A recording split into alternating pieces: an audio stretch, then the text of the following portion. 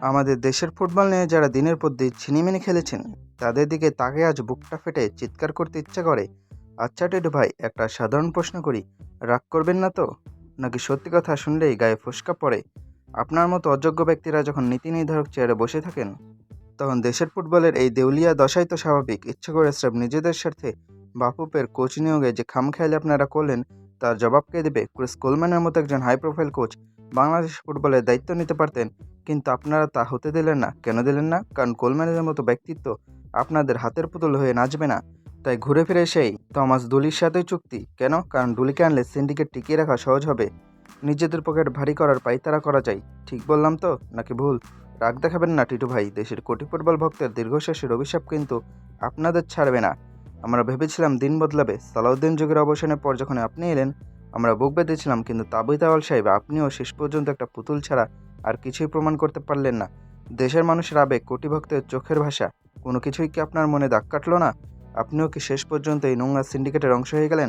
Rosario Mikel কিংবা বার্নস্টকের মতো এত হাই প্রোফাইল কোচের নাম বাজারে এলো, ফুটবল ভক্তরা আশায় বুক বাঁধলো যে এবার হয়তো আমাদের ফুটবলের একটা আন্তর্জাতিক মানতেই হবে। আপনি ফ্যানদেরকে দিনের পর দিন আশায় রাখলেন, কাল আসবে পরশু আসবে, এই করতে করতে শেষমেশ কোটি ভক্তের আশায় এক বালতি পানি ঠেলে দিলেন। ফুটবলের এই মরণ কামড়ে আপনার ভূমিকাও কিন্তু ইতিহাস মনে রাখবে। আর মাননীয় ক্রীড়া প্রতিমন্ত্রী, আপনার উদ্দেশ্যে কি বলবো, আমরা আপনাকে বিশ্বাস করেছিলাম, ভেবেছিলাম নতুন বাংলাদেশে ক্রীড়াঙ্গনে অন্তত একটা স্বচ্ছতা আসবে, রাজনীতির নোংরা খেলা থেকে খেলাধুলা মুক্তি পাবে, কিন্তু আপনিও আমাদের আশাহত করলেন, চরমভাবে আশাহত করলেন।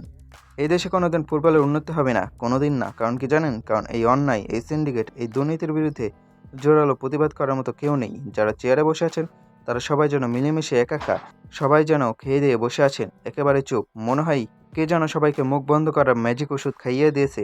কেউ কথা বলে না, কেউ প্রশ্ন তোলে না, যারাই আসে তারাই এই চোরাবালিতে হারিয়ে যায়। খেলার নামে এই তামাশার কতদিন চলবে? বাফুফে কোনোদিন ব্যক্তিগত ক্লাব নাকি কোটি মানুষের আবেগের জায়গা? আজ যারা সিন্ডিকেট টিকিয়ে রাখতে ব্যস্ত, যারা ভালো কোচ বাদ দিয়ে পকেট ভারী রাজনীতি করছেন, তাদের চিনে রাখুন, বাংলাদেশ ফুটবল কোনো ব্যক্তির সম্পত্তি নয়। এই দেশের মানুষ ফুটবলকে ভালোবেসে যাবে, কিন্তু এই অযোগ্যদের খামখেয়ালি খেসারত আর কতদিন সমর্থকরা মেনে নেবে? মুখ বন্ধ রাখার ওষুধ যারা খেয়েছে তাদের ঘুম ভাঙাই, সিন্ডিকেট দেওয়াল ভেঙে গুড়িয়ে দেওয়ার সময় এখনই। আর কত চুপ থাকবেন? এবার তো অন্তত আওয়াজ তুলুন।